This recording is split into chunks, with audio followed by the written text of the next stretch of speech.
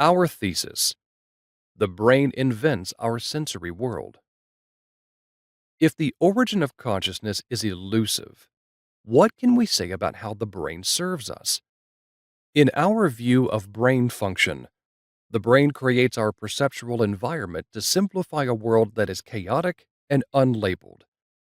We go beyond Enlightenment views and hold that the entirety of our conscious world is fabricated by the brain, and that the creation of a coherent environment out of chaotic stimuli is one of the brain's primary activities.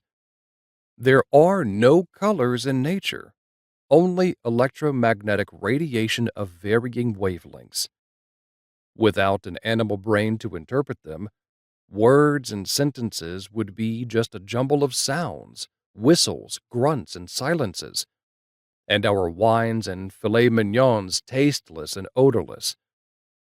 Brains create something that is not there, and in doing so, they help us understand and manipulate our environment.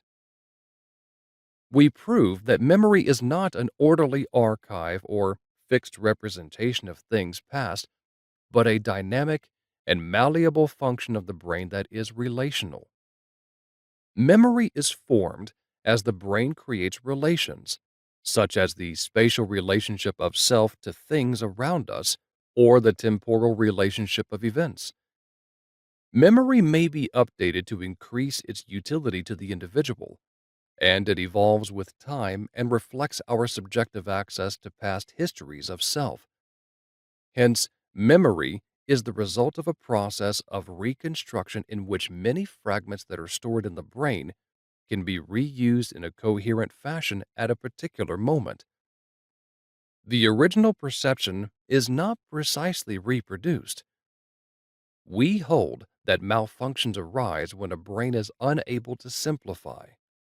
In this book, we describe disorders such as Capgras syndrome, a neurological disorder that can disrupt our recognition of relationships with family members, making us deny that a husband or brother is a relative and assert he is really an imposter, and other brain deficits that impair our ability to correlate letters with words and integers with numbers, as with the illness of Oscar, a patient of the French neurologist Joseph Jules Desjardins, who could see and copy letters with great difficulty, but could neither read nor make sense of the very letters he had copied, and the Canadian novelist Howard Engel, who could not read paragraphs of text he had just written, and people with prosopagnosia, who lacked the capacity to recognize faces, even those of close friends.